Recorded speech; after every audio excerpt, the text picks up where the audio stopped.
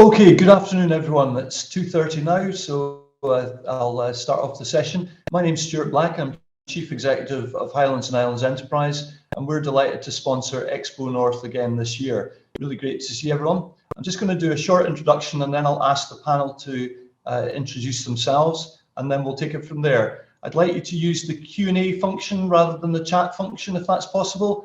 And that way we can have a good discussion. But really looking forward to this session, and hope you enjoy it as well.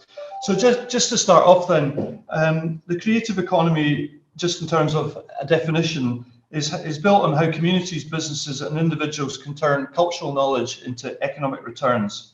With much of the research typically focused on urban areas, this session offers a unique look at creative industries in a rural setting. So basically, how can creativity empower rural economies? Creative businesses in rural areas have their own distinct stories and cultures of innovation and provenance. So it can be argued they have as much to offer,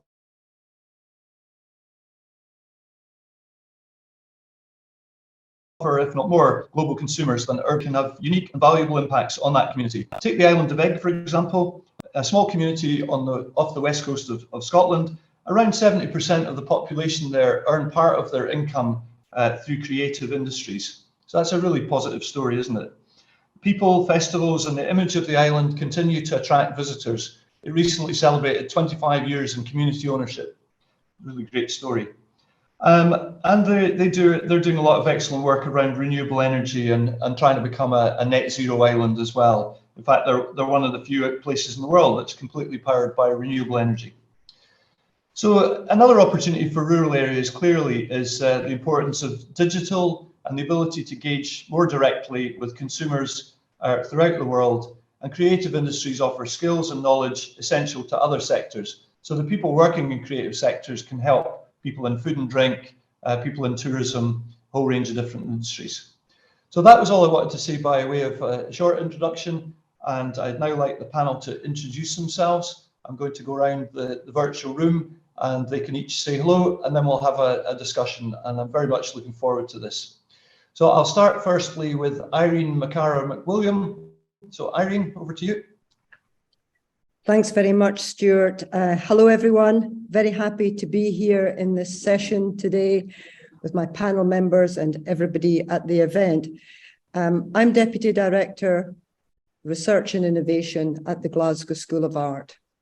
And I'm also, as part of my portfolio, Director of GSA's Highlands and Islands campus, which you can see a photo of in the background there, where I'm usually based. It's at the Altair Estate near Forres, outside Murray. Okay, so I'll hand over to Dennis or Michael, whoever might like to go first. Let's go to Michael. Thanks, Irene. Thank you. Hi, I'm Michael, and I'm joining in from Berlin and looking forward to the session. Inverness, always great. XpoNorth, always great. I'm creative director at Ravensburger Innovation Lab. You might know Ravensburger, that's a toy company, a board game company, a puzzle company, but also Brio, you know, the wooden train company also belongs to Ravensburger. And I grew up in a very rural area. And when I'm going back and forth, I see the challenges, what it might take to change or to create the future. And also I'm living in Berlin, but my company is based at the Lake Constance. It's also down south. And, you know, hopping back and forth from a city with 4 million people and going to an area with not 4 million people, different mindset, always great. And yeah, a lot of challenges, a lot of ideas. So looking forward to discuss it. Thank you very much, Michael. Dennis? Yeah, hi, I'm Dennis. I'm situated here in the Faroe Islands in a really small place, only with something like 1,400 people. I'm a lecturer at the university in Tórshavn, but prior to that, I was also a mayor here in this town for a period of 8 years, where I headed the transition of the community that priorly was based on fishery to being based on the experience economy. And this was partly based on my job prior to that, where I was heading a research center for local and regional development here in the Faroes. So I really look forward to this session to talk about a theme that has been following me for more than 20 years. Thank you, Dennis. And last but not least, Alex. Yeah, thanks so much, Stuart. I appreciate that. I'm Alex Smith, and I project manage XpoNorth as part of Ironworks. We're a large purpose-built concert and event space based in Inverness, servicing the Highlands and Islands. We also produce XpoNorth, so not just the event today, but the year-round sector support program, which I'm sure we'll touch upon across the conversation. And that's we're contracted to do that by Highlands and Islands Enterprise. Okay, thanks very much, Alex, and thanks everyone. That's nice brief introductions, leaving plenty of time for discussion and chat. So members of the audience, feel free to put things in the Q&A rather than the chat box. So it's open at the moment. I don't see any questions, so we'll just start off the discussion, and I'll ask you to consider the small matter of, in your opinion, what are the key trends driving economies over the next few years? And how can rural areas and innovation benefit? So it's quite a general question to start with around what's going to be happening in the global economy and where does innovation and rural fit into that. So I'll maybe just, Irene, let's talk about you for a bit. And you work with designers in forests in the north of Scotland. So maybe a good question for you around global trends and how can we benefit from them? Thanks. Okay, I would say that the global trend and increasing trend is that people are much more focused on the quality of life. And having just been through... Sorry, we've lost your sound there, Irene. Sorry, can you hear me now? Yes. Right, I'll just come in closer then. I think the main trend is quality of life, and that has been the result of the COVID experience in the last 2 years. And suddenly access to family and services and so on became a high value experience. And what we might have taken for granted in previous years has been seen, that infrastructure, social and economic, that infrastructure has been seen as the key thing in all our lives. And that includes nature and the environment and so on. So I think we have completely recalibrated what we think of as quote unquote luxury. And luxury now has a new form. So for the Highlands and Islands or for the regional economy, we can expect more people to want to work and live there, for example, because it has provided a safe haven and a healthy and welcoming environment during a difficult period. And people will want that to continue, even in circumstances where they might be changing their jobs and not going for salary quite as much, for example. Mm-hmm. So quality of life, in a phrase, I think is a key driver now. Thanks very much, Irene. Dennis, I'll maybe come to you because you're representing quite a rural place in the Faroes, and just wondering how you're seeing things. Thanks.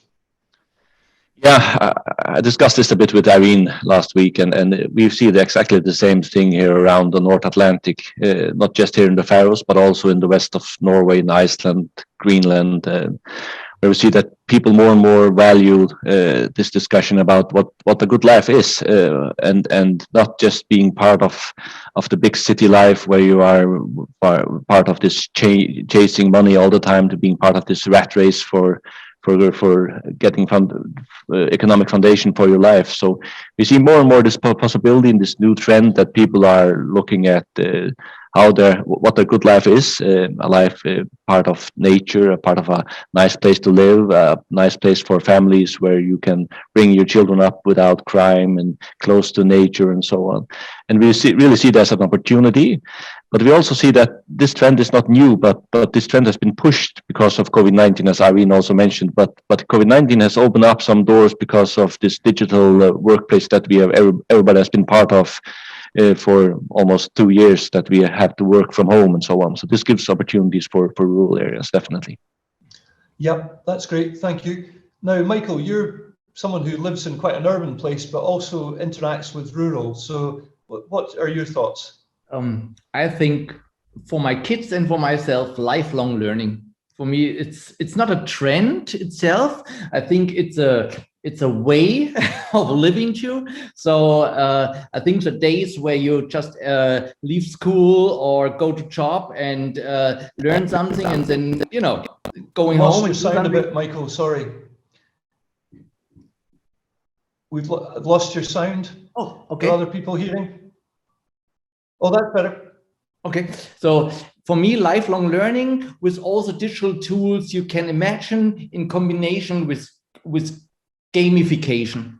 So I think that's for me, yeah, trend, but itself. And personally, I learned so many things during COVID, nothing to do with my job itself, but for the interest. And with the tools, digital tools, you can enter it, you can do it. Yeah. Okay, that's good. I'm hearing that the sound's okay on the stream, so that's excellent. Thank you, Clive. Okay, Alex. Yeah, thank you, Stuart. Yeah, I'd largely agree. I mean, I think it's interesting here, and Irene put it in those terms. I think the language is really strong.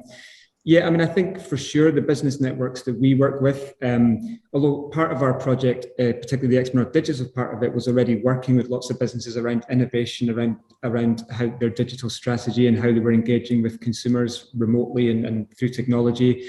And I think certainly, when Michael was saying there, I think that's what we found as well. There's without question been an acceleration of that, partly due to the need to do it when physical destinations were closed. And I think be interesting and hopefully a lot of that kind of remodeling is here to stay. I think it surfaces really new and exciting opportunities for the region. I think it starts to harness this conceptual idea of what is the global provenance that we talk about so often. Exactly what is that? What are the services and products that grow in around that? And then how do we package them up maybe as commercial assets or really look at the function of them? So I think as a kind of singular statement, I think that's one of the key things that we've seen from the business networks we work with, particularly in heritage, but then also across the creative economy more widely. I think a new set of products, services, a new way to speak globally from the Highlands and Islands that harnesses some of that power that we often talk about.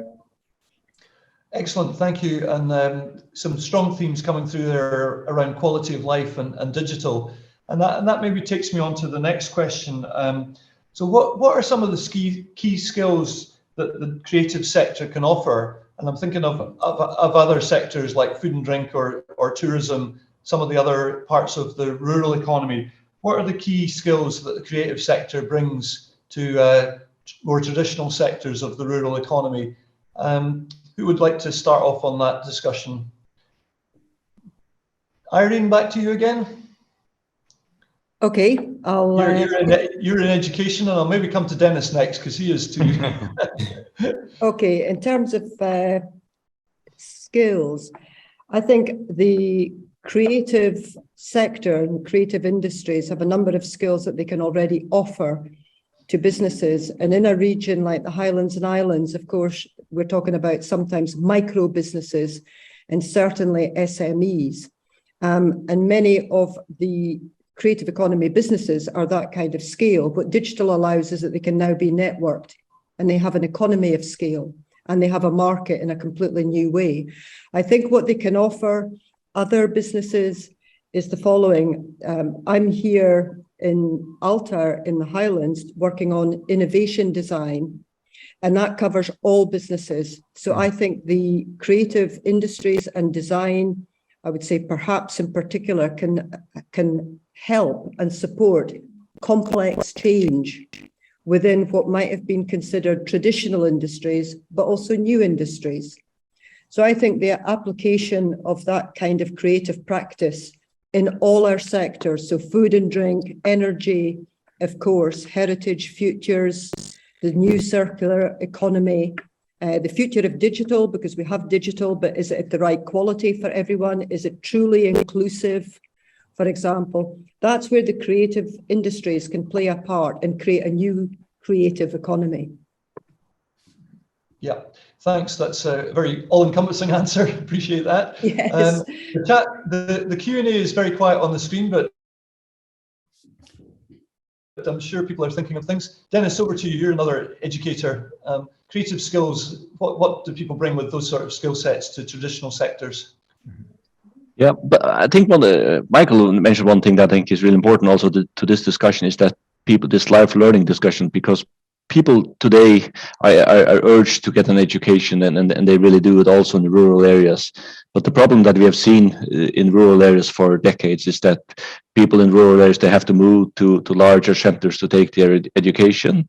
And it's really difficult for them to come back because maybe they fall in love with a new town, a new scientific area, or maybe a person, and it makes it difficult for you to come back to a small place.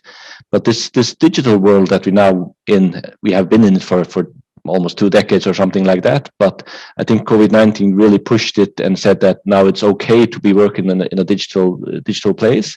This really gives opportunities to rural areas so that we can get people with higher education coming back.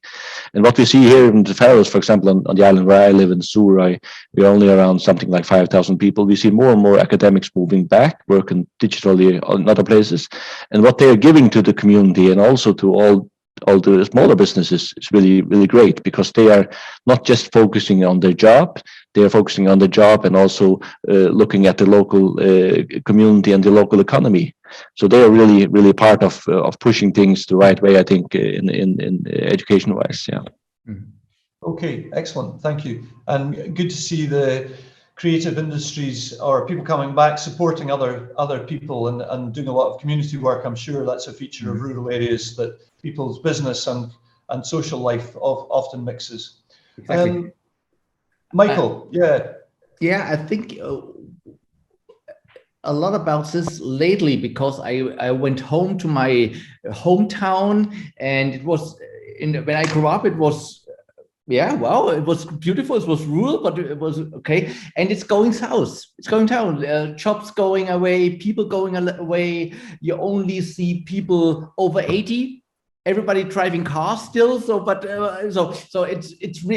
the economy is really going down. I thought about a lot how creativity can change this, bringing new aspects into this. And I think there's a difference between creativity and innovation, and what it needs for rural areas is innovation and the right method to see the problems, to see the opportunities for them. Because most of the time when I speak to the people there, I spoke with the mayor of the city and said, "Oh, we have so many problems. Oh, well, where to start? And the tradition, we don't do this," and so stuff. There's a lot of no's and a lot of piling up problems, and don't see, the opportunities inside all this, question marks and money and all this stuff.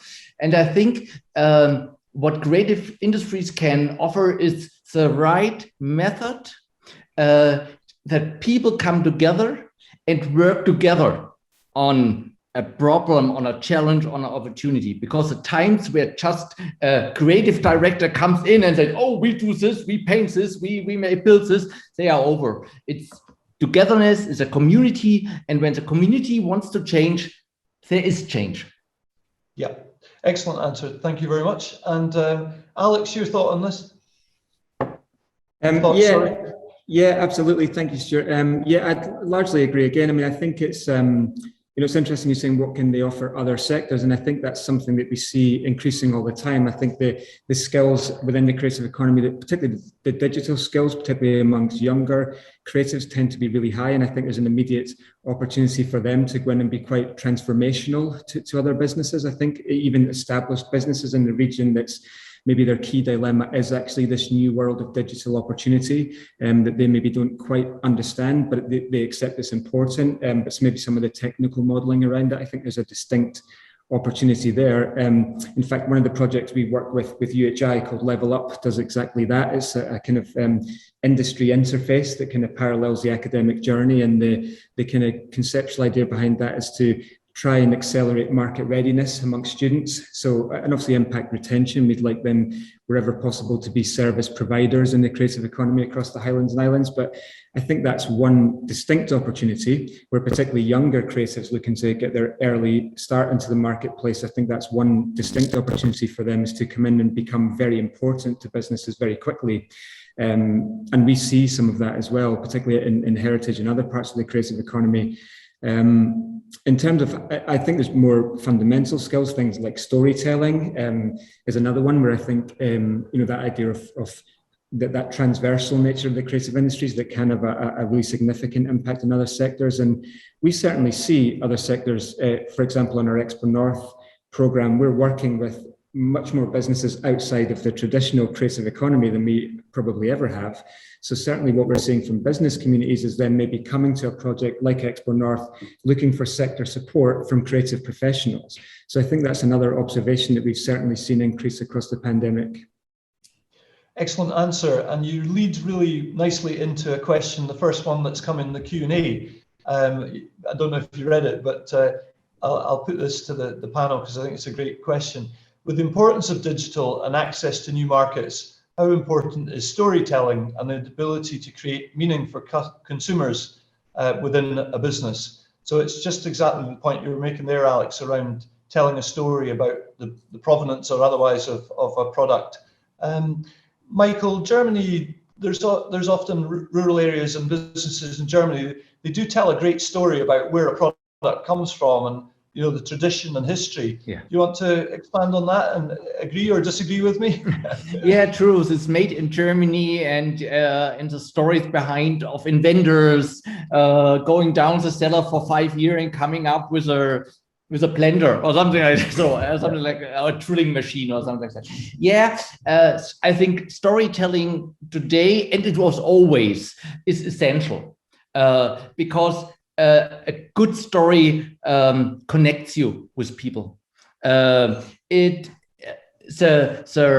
danger is that you, especially in a rural area, that the story goes around tradition and 100% about, let's say, heritage and the former times where everything was golden and more beautiful and stuff and so on.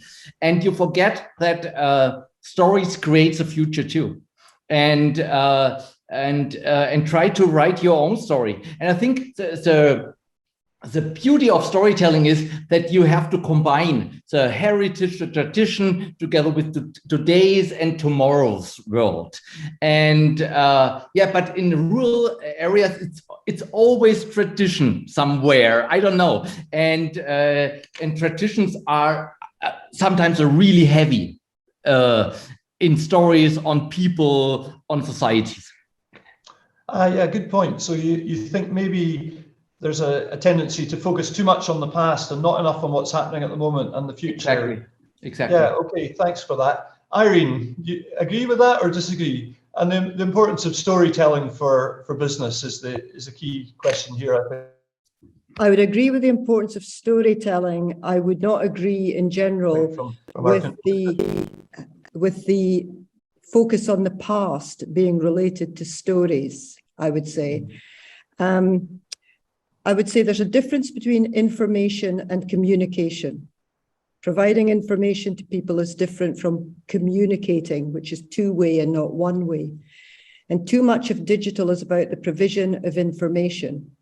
And if we want to communicate, one of the most beautiful ways that we have collectively developed in all cultures is storytelling. And the stories can be about the past, present, or the future. And the beautiful thing as an art form, I would describe it, storytelling, is that it develops memories, and those memories can be of the future. We retain what we are told if it is in the form of a quality story. And I think the media now with digital and so on just give us new modes of expression also for telling our stories in a different way. So I think that we have to focus on the quality of the story. There is a theme running through everything that I'm saying here is about quality. I think it's about the quality of the story rather than the provision of too much information. So we just retain it very well. And one of the last things I would say is as part of our portfolio at the campus where I'm based, we are going to start a new master's program. We have master's students at the campus on future heritage. And so heritage is in stories, but we will be creating those future stories and future forms of heritage. So that's why we've thought a little bit about the art of storytelling in that context.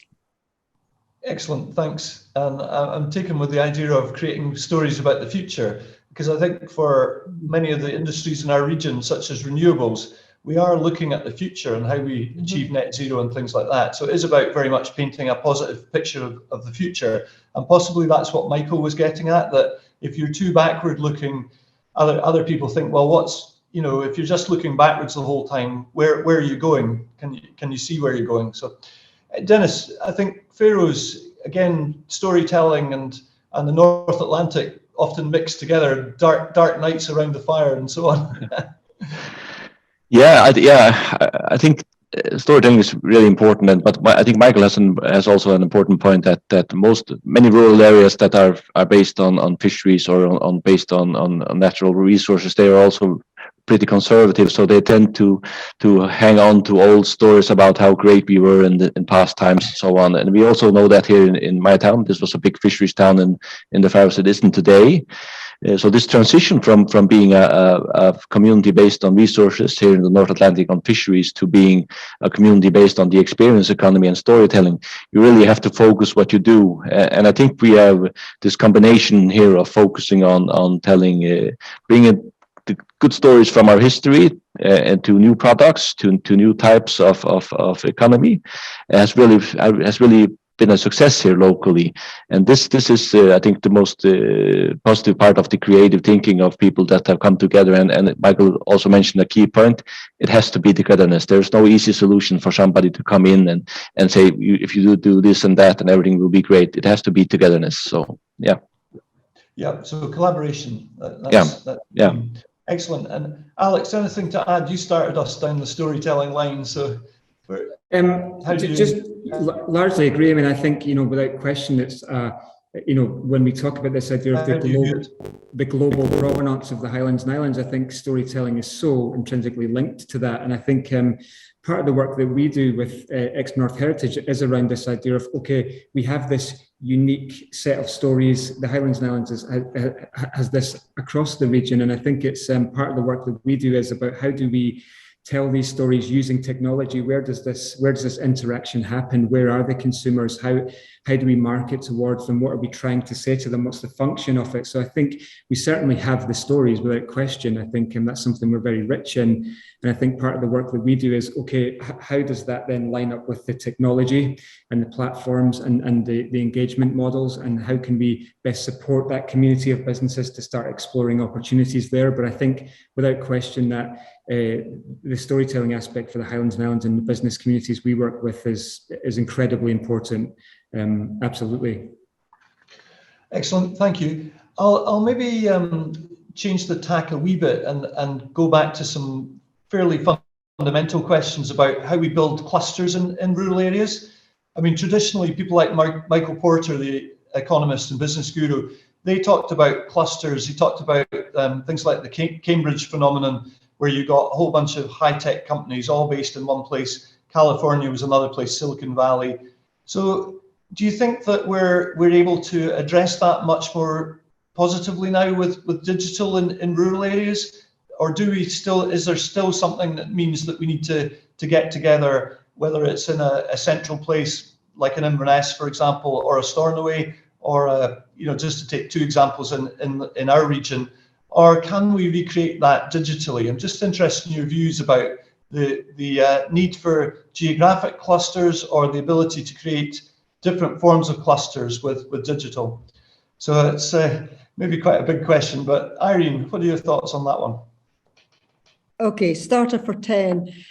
Using your example, Stuart, about high-tech clusters, I would say the difference today is that we need interdisciplinary clusters. Technology on its own is no longer sufficient. I mean, that was a story from a long time ago, given the subject matter of stories. And now the problems that we have today can only be solved or addressed through a number of specialisms collaborating together. So I think that's one thing that I would say. That's what we try to teach our students, by the way, which is collaboration across an interdisciplinary space, which is design complexity. It's the design of complexity, excuse me, in a creative process. The key question is how, because we all know just because there's a group of highly expert people around, it doesn't mean that that's productive or that there's something comes out the other end. So I think that we have to learn the innovation design methods, which is something that is my area. I think we need to know how we generate value by bringing people together. So whether we're there physically or digitally and distributed more and more now, I think we have to improve the quality of how we can do that and develop a knowledge about it. And that would be a brilliant thing for a rural and distributed economy to develop and become specialized in how to become interdisciplinary and work together. And not only in the region, but with international partners. So I think there's a real clue in there, which is the research. As an academic, I would say is a really important research field as to what we can contribute to the development of businesses and clusters, is making them effective and productive. Yep. Okay. No, that's great. And building on the collaboration theme that Dennis mentioned earlier as well. Michael, what are your thoughts? Again, interestingly, you're living in Berlin. That's, you know, a centre of creative industries, if you like. So what are your thoughts around creative clusters in rural areas, virtual creative clusters, if you like? Yeah. After 2 years into COVID and into Corona and having 90% of the meetings virtual, for me, it turned out that virtual working in clusters and bringing people together on a short notice, you know, you just call in and say, do you have time? Yeah, it's 5 minutes, come on in. It's fantastic. It's great. It really can push a project, can really push, and you feeling, yeah, oh yeah, it's done. But I never, in this last 2 years in different clusters or never had the feeling of a real cluster. I think for a cluster, it's much, much more than working together. It's not living together. It's like somehow joining the same space, you know? And when you're, especially in Berlin, you go in a coffee shop, you go there, you have a restaurant, you see something, you get inspired, you get annoyed, I don't know, you get a lot of things. And you can form teams, very productive teams in a virtual world with a clear goal, and you go for it and you fight and you work, and you have also tools there, and it's much, much better because everybody working on the same page, and you don't have to, you know, send it around. It's really virtual, everything's there. But to form a cluster, somehow it needs more. It needs a physical appearance to them. I'm sure my kids won't totally disagree in this. Their friends, there's a meeting, you know, they don't need this physical approach for it.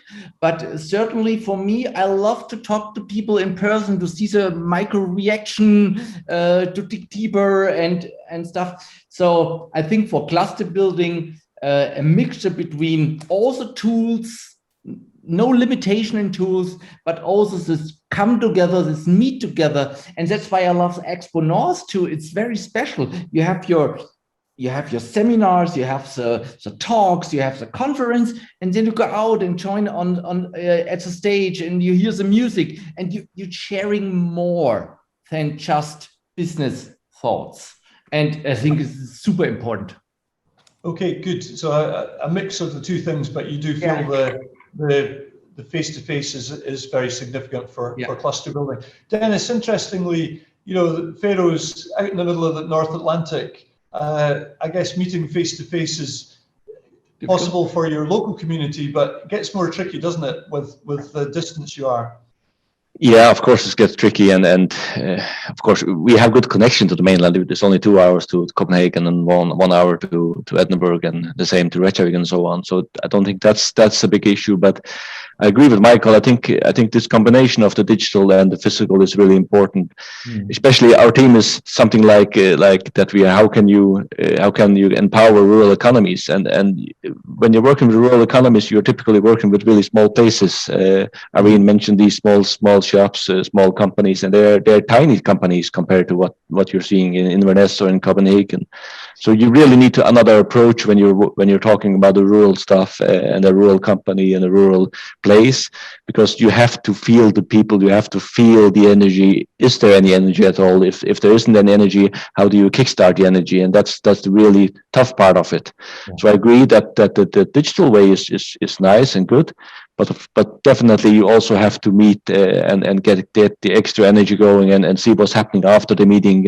What do people feel, and what kind of energy do they show afterwards? Are they just want to go to lay down, or do they feel like, let's just chase this opportunity? And I think that's really important when you're talking clusters of people coming together with the same kind of ideas, same kind of focus. So the physical and digital has to be combined.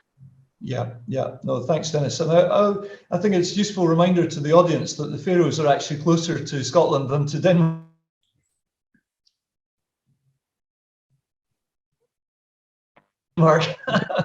You should. That's getting political.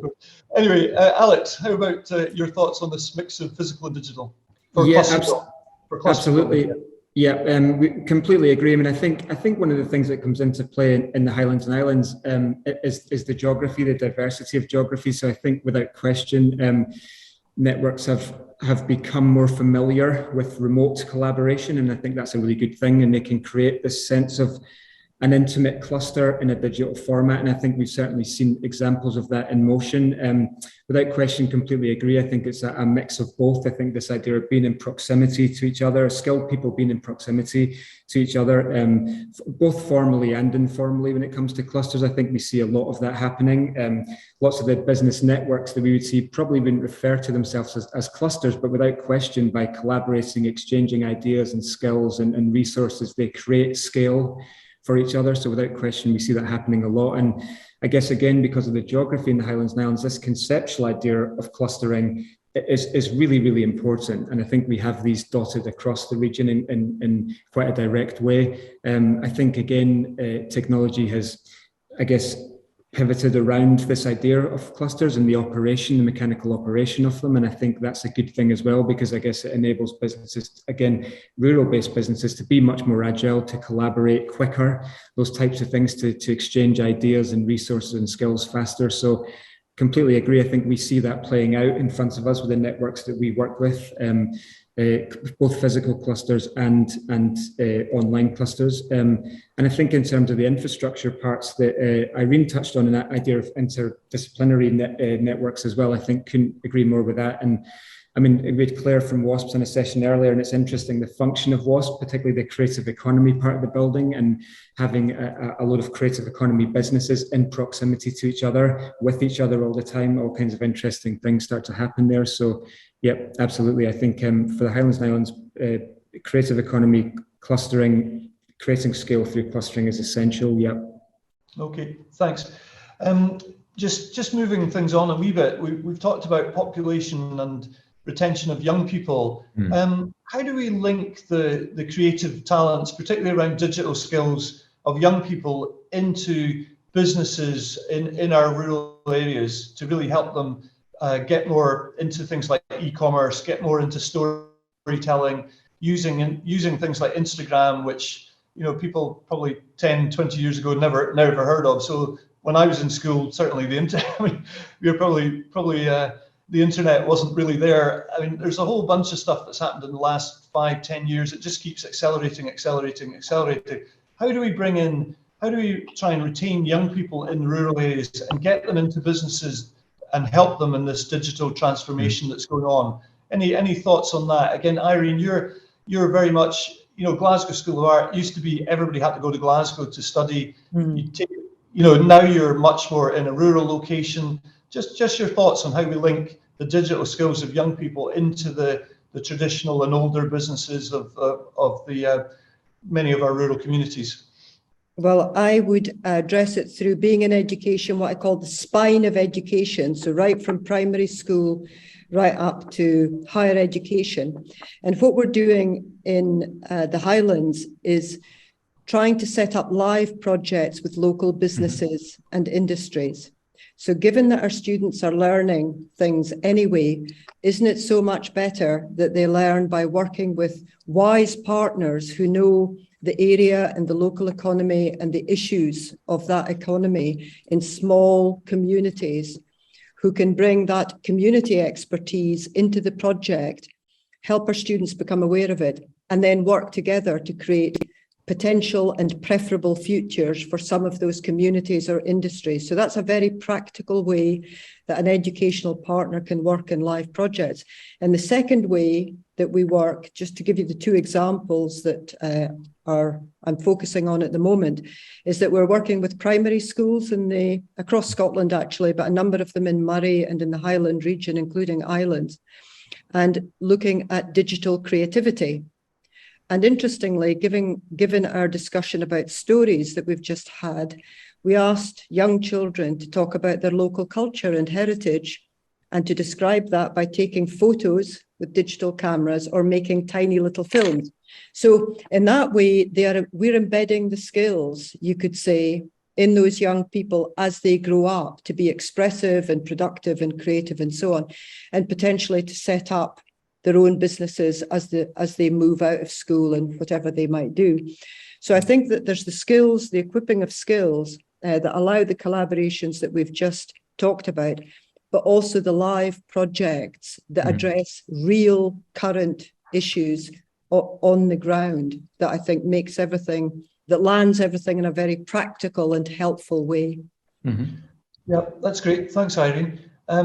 Michael, thoughts on this one? Young people in Germany, are they tending to gravitate more to the cities? Can we retain them in rural areas and help business? Yeah, I think it all starts with fast internet.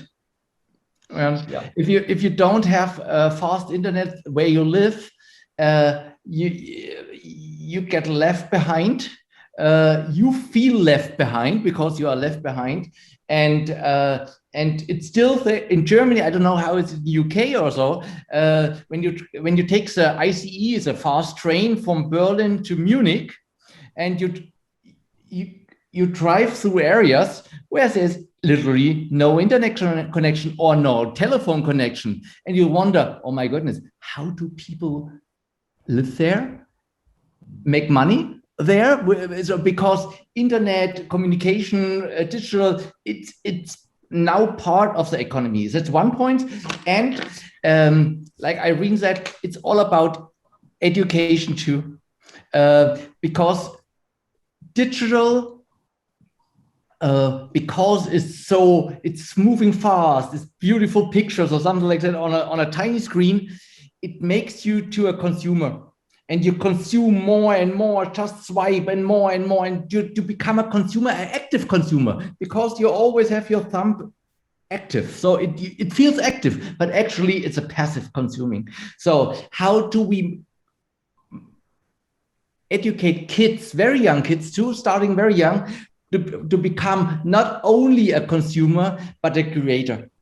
By asking what happened, how do you produce the app, how, it's always how, and to start curiosity inside the kids, because it's so, it's like a magnet. You have it here and you're feeling active. And I know this when I do TikTok next, and after 1 hour, I said, okay. And you have to get away from it to become, you need consume to know what's trend, of course, but then you start to become a creator. Yeah, excellent. Okay, thanks. Dennis, I think fast internet is something that the Faroes have invested in considerably. Is it helping retain young people and get young people into businesses with digital skills? Yeah, I think we are focused really on fast internet and good phone connections and so on. So we are top class in the world, I think, in that manner. And it has been really important of what people can decide to do in their lives. As Irene mentioned, also we also have this thing in the various schools, public schools, that you are working more and more on digital projects, so that the pupils in the school get involved with the local companies, with the local municipality, with politicians, and with local stories that they can be part of telling. So they really learn how to use this digital world, but of course, a larger number of the companies in rural areas, they are maybe older companies, and with older persons also running the companies, and maybe not so much into Instagram and so on. So there, of course, you can help. So this link between the young people that have got the skill, their education both in the public school but also in higher education, and come back with them. I think this link up has been really strong in the Faroes, where we see people that have been abroad getting education within marketing, within digital marketing and creativity, and they come back and help the local companies becoming visible or becoming good at doing their job online. And that the online thing is so important today, because you don't really exist if you aren't online. So that's a part of running a company today. Yeah. No, that's great to hear, and obviously it's embedded at a young age.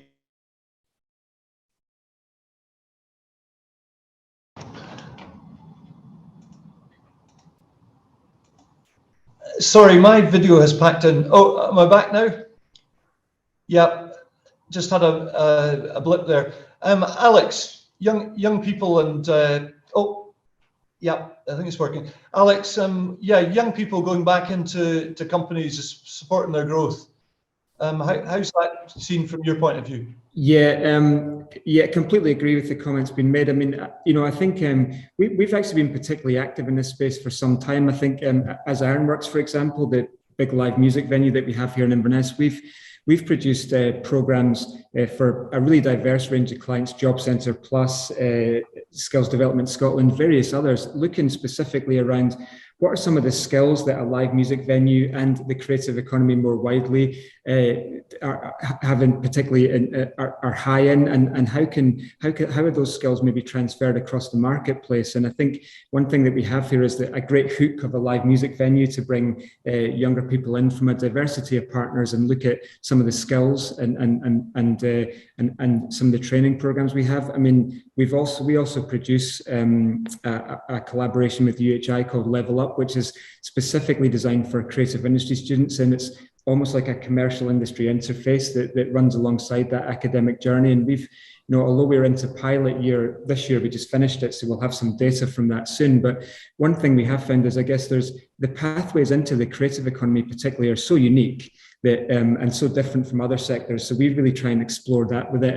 And the format is relatively simple. We bring along people from industry to speak with the students every month, and then we also open up our sector support program to them. So that's almost like a mentorship program, if you like. And we certainly had some really compelling results from that model across the last couple of years. It was relatively informal in year one.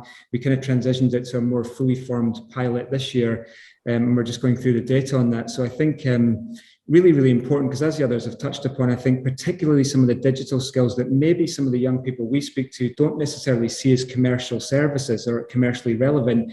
It's a very slight change in perception, and they become incredibly useful skills to businesses, particularly the business networks we work with. So again, a really distinct opportunity.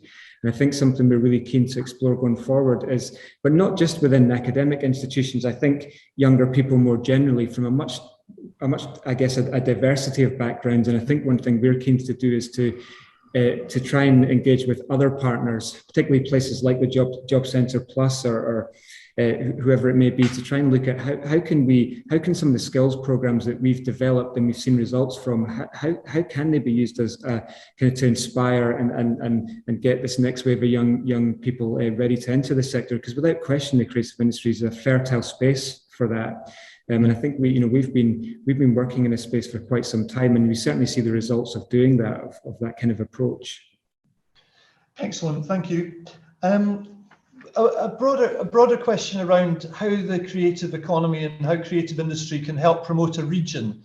Some places have got that sort of buzz about them, haven't they? That people think, well, that's an exciting place to go. Lots of music, lots of storytelling, lots of art. How can we exploit that opportunity?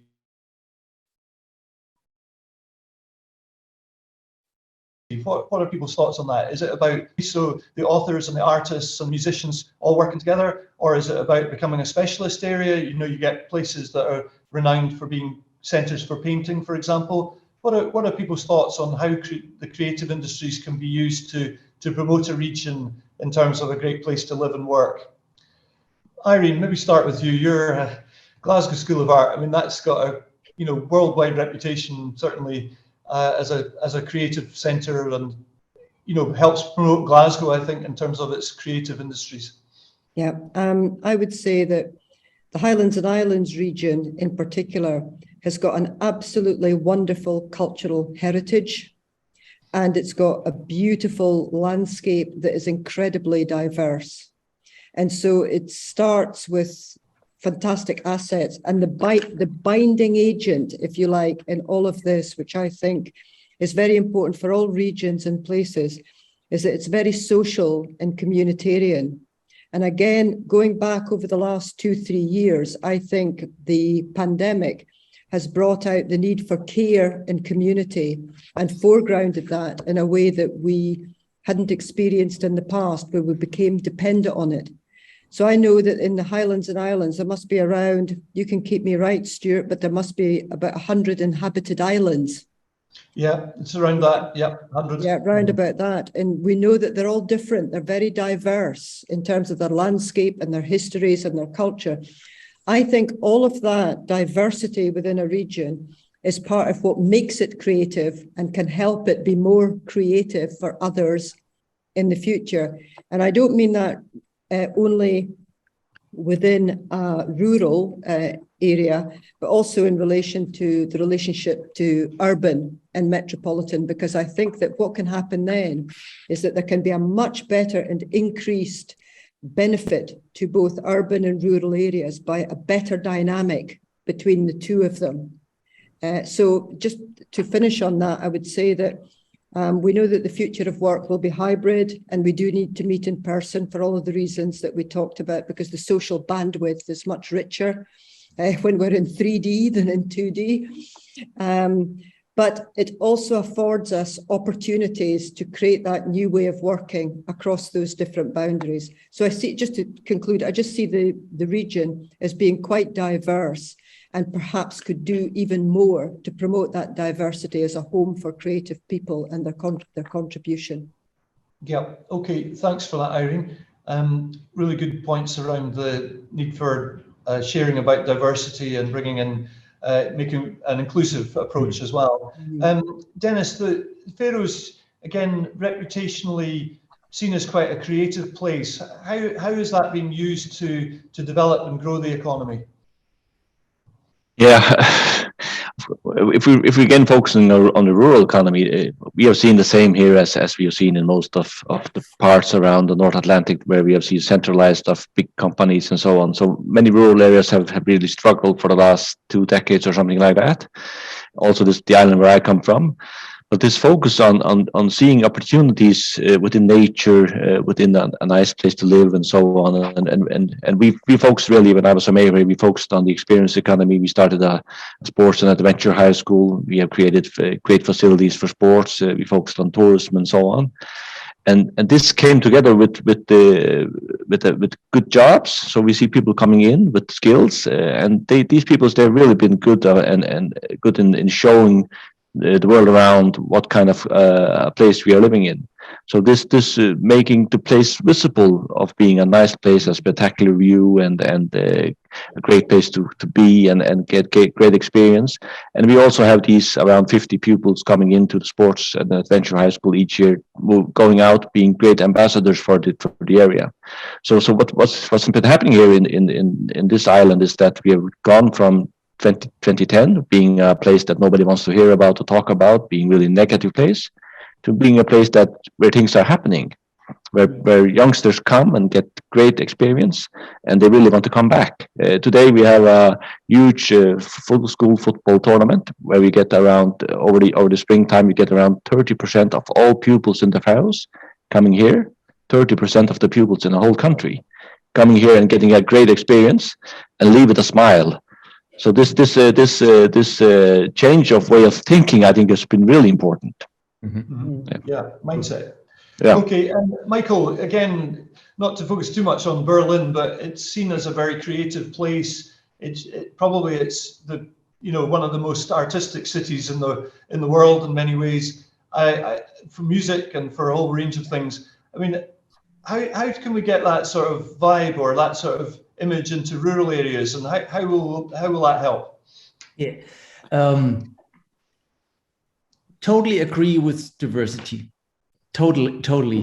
I'm always afraid when I visit a city, most of the time rural cities or villages where everybody working in the same industry.